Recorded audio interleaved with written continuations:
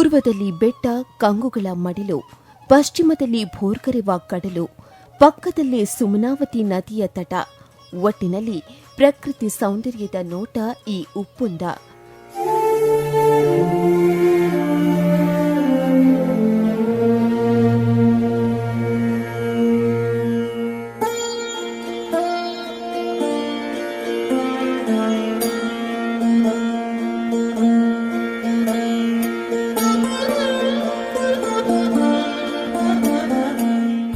ಭಕ್ತರ ಆಶೋತ್ತರಗಳ ಪರಿಹಾರಕ್ಕಾಗಿ ಇಲ್ಲಿ ನೆಲೆ ನಿಂತಿರುವ ಲಿಂಗ ಸ್ವರೂಪಿಣಿ ತಾಯಿಯೇ ಶ್ರೀ ದುರ್ಗಾ ಪರಮೇಶ್ವರಿ.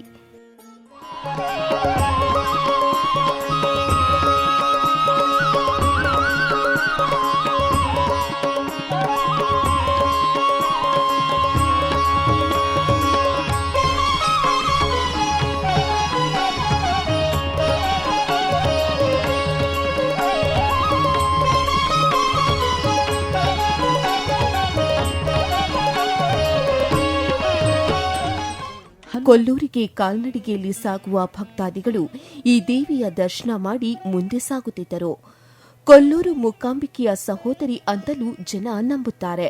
ಆದ್ದರಿಂದ ಈ ದೇವಿಯ ಬಗ್ಗೆ ಊರ ಪರವೂರ ಭಕ್ತರಿಗೆ ವಿಶೇಷ ನಂಬಿಕೆ ಕೂಡ ಇದೆ.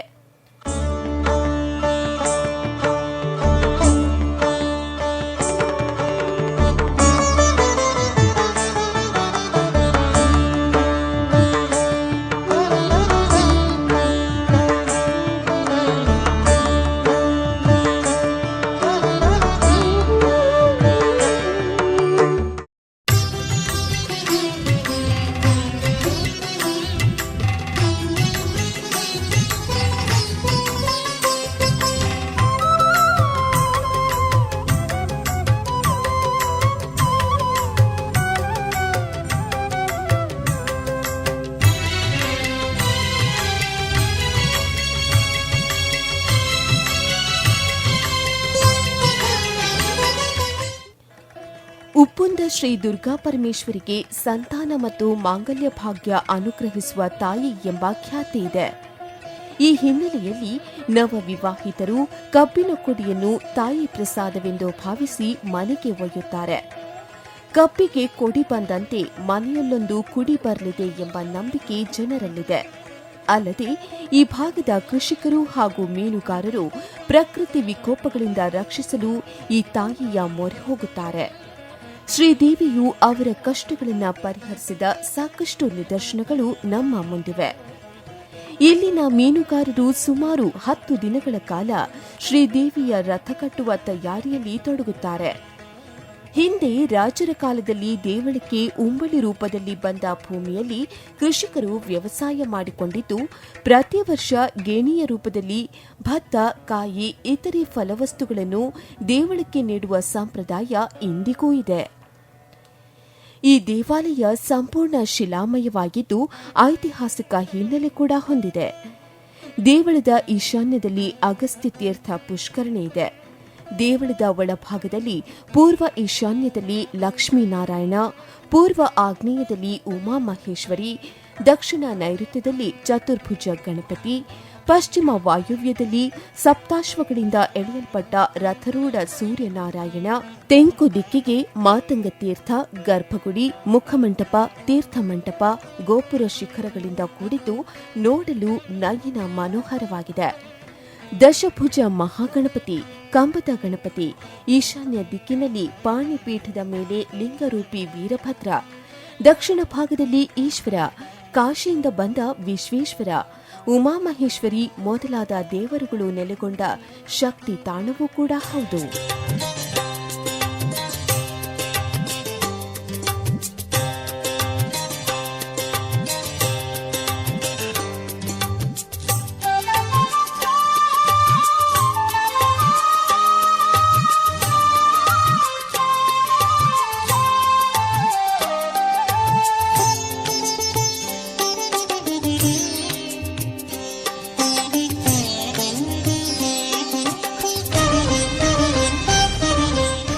ರಾಜ್ಯದ ಪ್ರಮುಖ ಶಕ್ತಿ ಕೇಂದ್ರಗಳಲ್ಲಿ ಒಂದಾಗಿರುವ ಈ ದೇವಳದಲ್ಲಿ ಪ್ರತಿ ವರ್ಷ ಮಾರ್ಗಶಿರ ಮಾಸದ ಕೃಷ್ಣ ಪಕ್ಷದ ಪಾಡ್ಯದಂದು ಇಲ್ಲಿ ರಥೋತ್ಸವದ ಸಂಭ್ರಮ.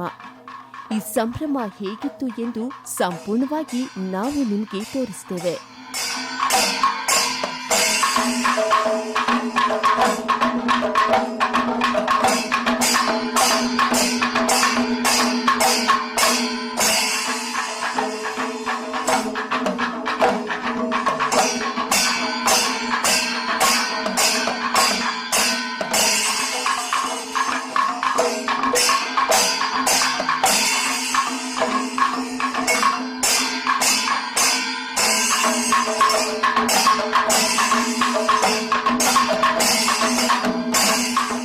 ಉಪ್ಪುಂದ ದುರ್ಗಾಪರಮೇಶ್ವರಿಯ ಜಾತ್ರೆ ಎನ್ನುವುದು ತಾಲೂಕಿನ ಅತ್ಯಂತ ಪ್ರಸಿದ್ಧ ಜಾತ್ರೆಗಳಲ್ಲಿ ಒಂದು. ಅವಿಭಜಿತ ದಕ್ಷಿಣ ಕನ್ನಡ ಜಿಲ್ಲೆ ಬೃಹತ್ ಹಬ್ಬವೆಂದರೆ ಕೋಟೇಶ್ವರದ ಮತ್ತು ಉಪ್ಪುಂದದ ಕೋಡಿ ಹಬ್ಬ. ಗಂಗೊಳ್ಳಿಯಿಂದ ಭಟ್ಕಳದವರೆಗೂ ಜನ ಇಲ್ಲಿನ ಹಬ್ಬದಲ್ಲಿ ಭಾಗಿಯಾಗಿ ಸಂಭ್ರಮಿಸುತ್ತಾರೆ. ರಥೋತ್ಸವದಂದು ದೇವಳವನ್ನು ಪುಷ್ಪಾಲಂಕಾರಗಳಿಂದ ಹಾಗೂ ವಿವಿಧ ಬಗೆಯ ವಿದ್ಯುತ್ ದೀಪಾಲಂಕೃತಗೊಂಡ ಸನ್ನಿಧಾನವನ್ನು ನೋಡುವುದೇ ಕಣ್ಣಿಗೆ ಹಬ್ಬ.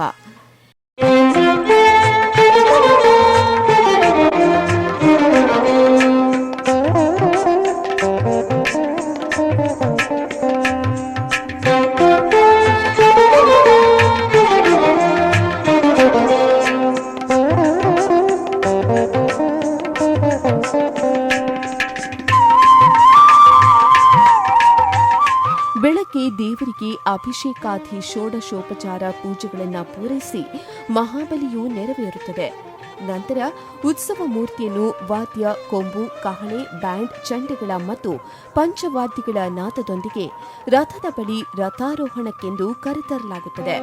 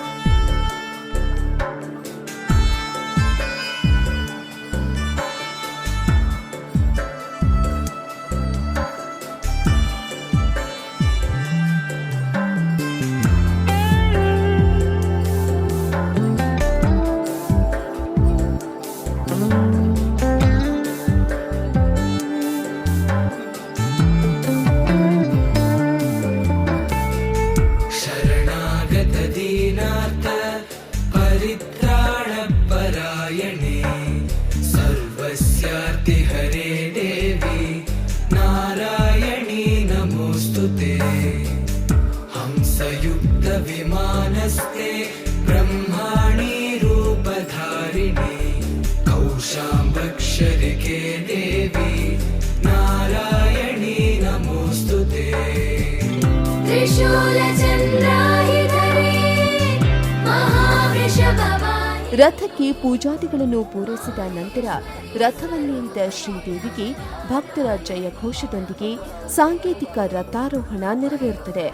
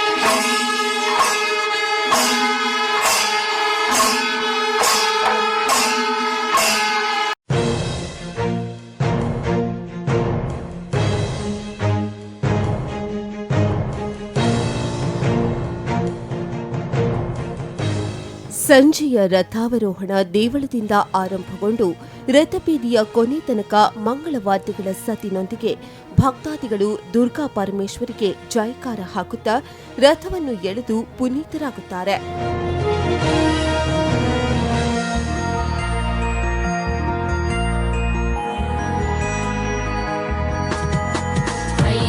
ನಂದಿನಿ ನಂದಿತ ಮೋದಿನಿ ವಿಶ್ವ ವಿನೋದಿನಿ ನಂದಿನುತೆ ಗಿರಿವರ ವಿಂಧ್ಯ ಶಿರೋಧಿನಿ ವಾಸಿನಿ ವಿಷ್ಣು ವಿಲಾಸಿನಿ ಜಿಷ್ಣುನುತೆ ಭಗವತಿ ಹೇಷಿತಿ ಕಂಠ ಕುಟುಂಬಿನಿ ಭೂರಿ ಕುಟುಂಬಿನಿ ಭೂರಿ ಕೃತೆ ಜಯ ಜಯ ಹೇ महिषासुर मर्दिनि रम्यक पर्दिनि शैलसुते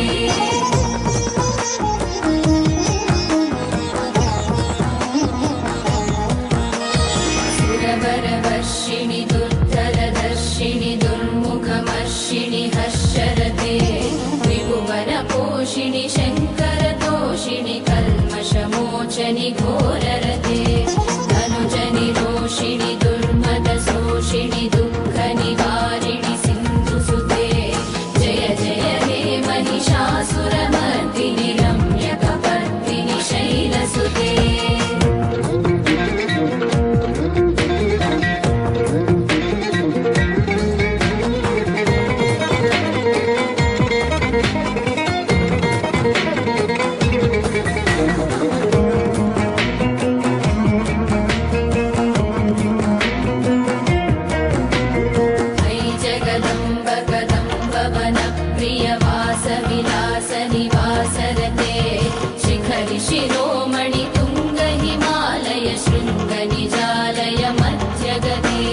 मधु मधुरे मधु कैटभ भञ्जनि रासरते जय जय हे महिषासुरमर्दिनि रम्यकपर्दिनि शैलसुते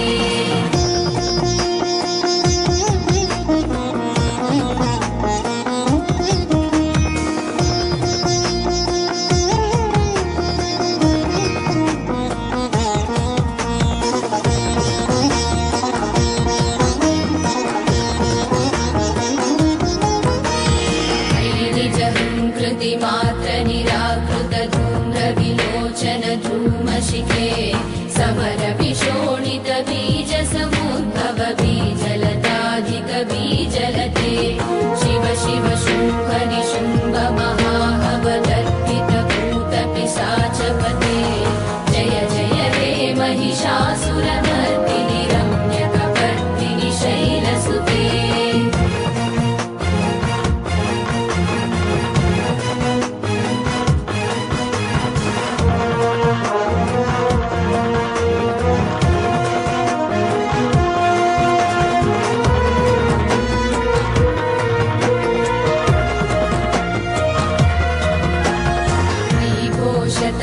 खण्डित कुण्डलि तुण्डित मुण्ड गजाधिपते रिपुगज गण्ड विदारण चण्ड पराक्रम शौण्ड मृगाधिपते निज भुज दण्ड निपातित चण्ड निपातित मुण्ड भटाधिपते जय जय हे महिषासुरमर्दिनि रम्यकपर्दिनि शैलसुते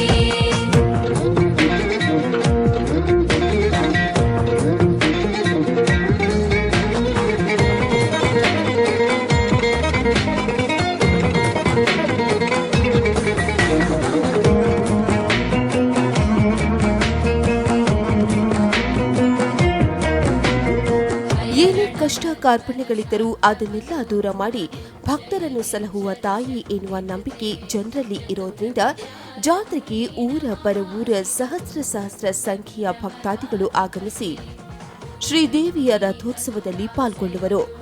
ರಥಾರೋಹಣ ಬಳಿಕ ದೇವಳದಲ್ಲಿ ದೇವಿಗೆ ಅಷ್ಟಾವಧಾನ ಸೇವೆ ನಡೆಯುತ್ತದೆ.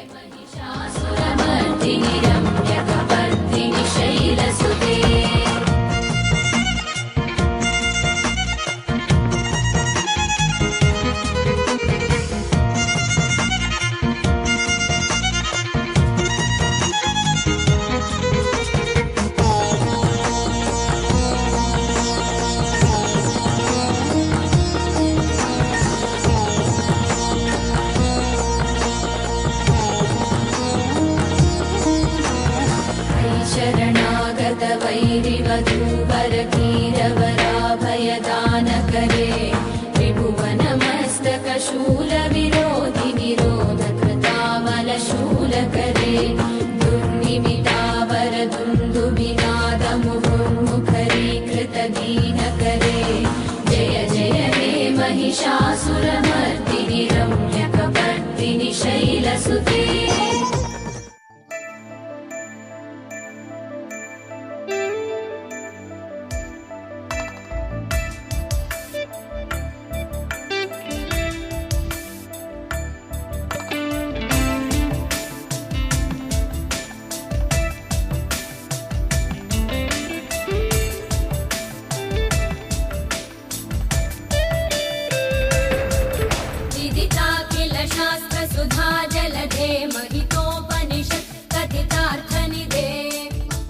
ಒಟ್ಟಿನಲ್ಲಿ ಈ ಬಾರಿಯ ಉಪ್ಪುಂದ ಜಾತ್ರೆ ಸಡಗರದಿಂದ ನೆರವೇರಿದ್ದು ಸಹಸ್ರಾರು ಸಂಖ್ಯೆಯ ಭಕ್ತರು ದೇವಿಯ ದರ್ಶನ ಪಡೆದು ಧನ್ಯರಾದರು.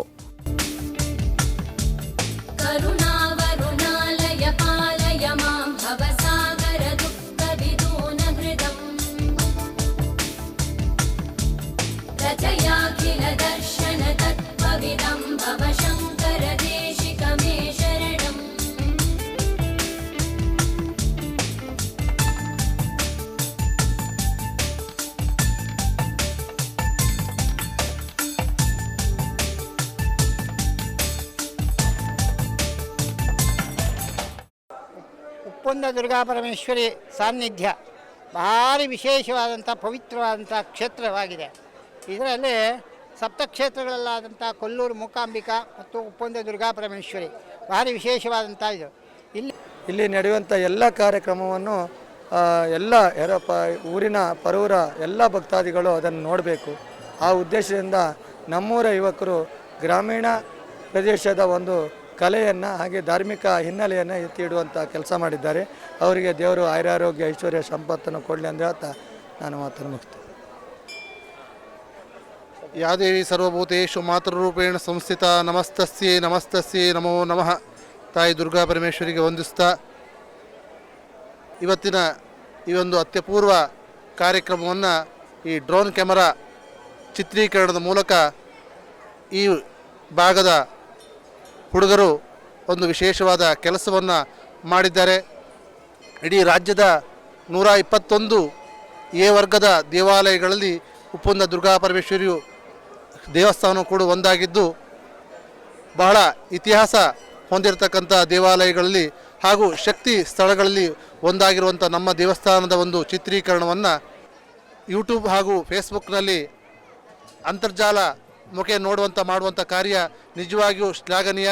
ಈ ತಂಡಕ್ಕೆ ದೇವಾಲಯದ ಒಂದು ಅರ್ಚಕ ವೃಂದದ ಪರವಾಗಿ ಹಾಗೂ ಆಡಳಿತ ಮಂಡಳಿ ಹಾಗೂ ಆಡಳಿತಾಧಿಕಾರಿ ಪರವಾಗಿ ಹಾಗೂ ಸಮಸ್ತ ಭಕ್ತ ಜನರ ಪರವಾಗಿ ಈ ಒಂದು ತಂಡಕ್ಕೆ ದೇವಸ್ಥಾನದ ಪರವಾಗಿ ಶುಭಾಶಯಗಳನ್ನು ಕೋರ್ತಾ ಇದ್ದೇವೆ. ಎಲ್ಲ ಒಳ್ಳೆ ರೀತಿಯಲ್ಲಿ ಆಗಿದೆ. ಇದಕ್ಕೆ ಮುಖ್ಯವಾಗಿ ಯುವಜನಾಂಗ ಹುಡುಗರು ಮಕ್ಕಳು ಭಾಳಷ್ಟು ಶ್ರಮಿಸಿದ್ದಾರೆ. ಇದರಲ್ಲಿ ನಮ್ಮ ಹಿರಿಯವರಿಗಿಂತ ಹುಡುಗರ ಮಕ್ಕಳು ಭಾಳಷ್ಟು ದೇವರ ಬಗ್ಗೆ ಭಕ್ತಿಯನ್ನು ಇಟ್ಕೊಂಡಿದ್ದಾರೆ. ನಿಜವಾಗಿಯೂ ಅದನ್ನು ನಾವು ಅವರನ್ನು ಸ್ಮರಿಸಲೇಬೇಕಾಗ್ತದೆ.